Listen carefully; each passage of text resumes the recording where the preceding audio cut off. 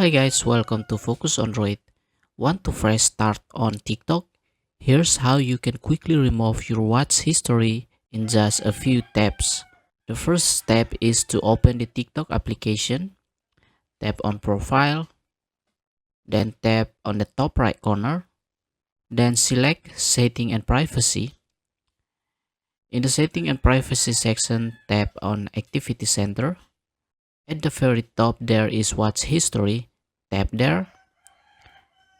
Then a history of all the videos you have watched will appear. You can delete by typing select in the top right corner.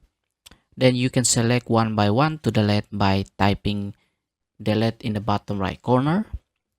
And for all at once, you can tap on select all watch history, then press delete.